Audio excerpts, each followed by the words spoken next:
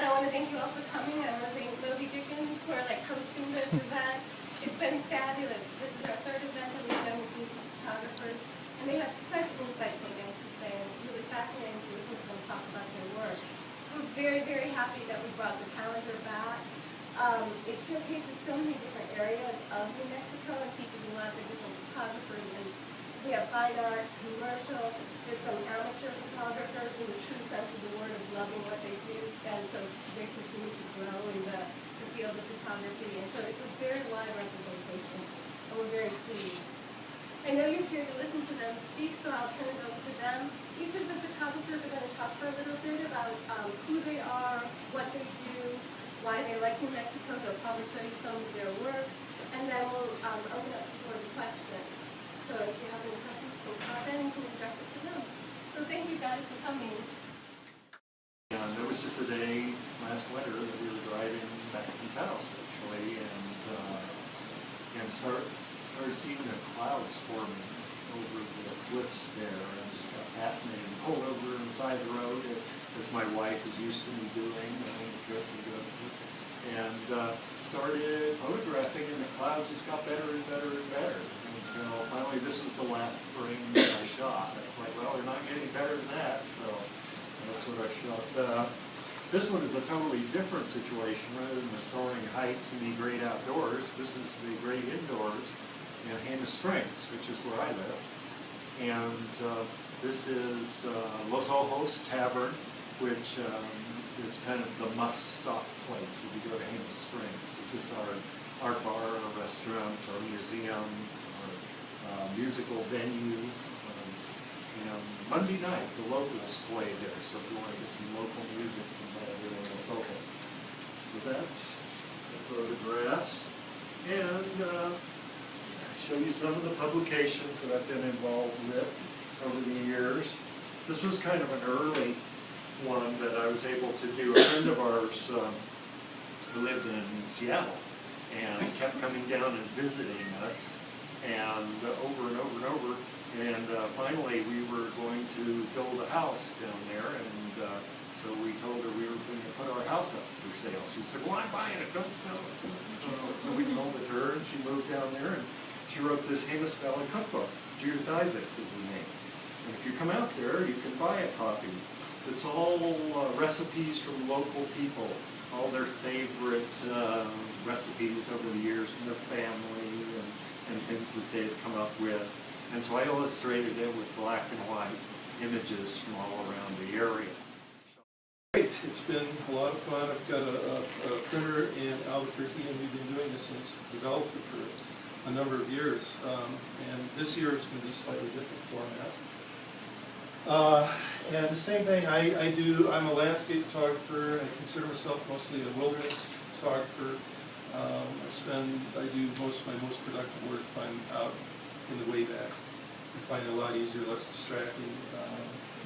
It's easier to be, if you're shooting, to just kind of be by yourself. Fishermen and photographers, I think, they kind of go together quite well, because it's kind of a very individualistic thing throughout photographing like that. And if you have a lot of people around, it's always in the way. You're always not in sync with what everybody else is doing. So if you go out with one or two people that all have common interests, that seems to work best. So I've done a lot of publishing. Don't do a lot of printing, and I don't do a lot of shows, but I started just going into bookstores, and back when calendars were much more prevalent, everybody had a calendar, and I would just get the publishers, get submission guidelines. Everybody was happy to send you their submission guidelines, and for me, I found it was a 3-year process to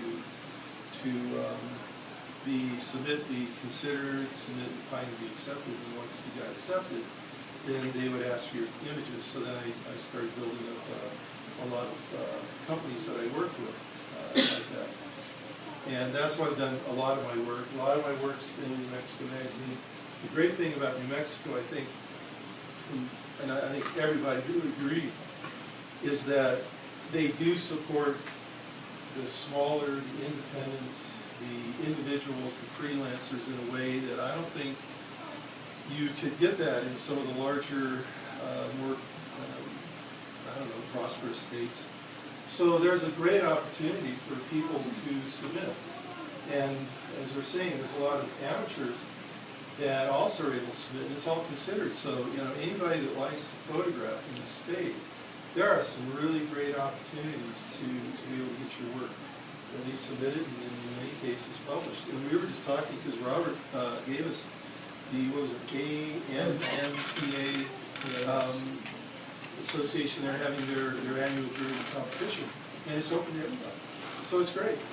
And it's not all that well known. I think all of us now are totally aware of it. And but you know, it's something that if you like photography, there it is. It's available for people, to anybody, to do. So. Cook, a photographer with 3 names. This is my image here. This is taken on the Day reservation right during and after a storm was coming through. So the interesting thing was it was in the evening, so there was not much light. So it was a very hard shot. I had to work on it a lot. The other interesting thing was a fellow photographer friend of mine was coming from the other direction on the same highway. Ran into the same store, so we had a whole different perspective on it. But anyway, I'm basically I'm a fine art photographer. Someone asked me, "Well, do you do babies?" I said, "No, unfortunately not." I don't really shoot anything that moves. If I can help it. So, but I was asked to do a movie one time. And I thought about it and I said, you know, we want you to just do this independent movies down south. I was living in the Dominguez Valley back then, near Silver City. And I thought about it, I said, you know, that's not my thing. You know, I'll shoot mountains and I'll shoot adobes and I'll shoot all that. But, you know, people and all of that, that's just not my thing. And the director said, are you through? And I said, yeah. He says, okay, now quit whining and get over it. Expand your boundaries. And he was really, those were wise words. It was a fantastic opportunity. It helped me step outside the box. And I got to actually see how the movie business really works. And it's a whole different, I wouldn't want to do it for free, for sure. But it was a beautiful experience. In fact, I was in the movie on a couple of things. I said, hey, get in here. You know, now get out. But anyway, the thing that I learned from that is how important it is, as all of us creatives, no matter what you're doing, painting, photography, to always want to expand your boundaries. You never get settled or satisfied. And I think we can all kind of relate to that. It's like, you know, we're always looking for that next thing. You know, as soon as we snap the shutter, it's like, what's next? You know, where's that next one coming from? And I think it's important to keep open. And one way to do that is to observe everyone else's work. And really just, you know, it's like Picasso said, good artists, they don't copy, they steal. Well, you know, there's a truth to that, and it's like, you know, it's okay. You can take little bits and pieces, but you do what you need to do. It's like Mike had said, you know, we all have our own vision of how we see the world. And so all of us could be taking the same picture of the same building, the same graveyard, the same whatever. You don't have all these different interpretations. And yet, it's still the same place.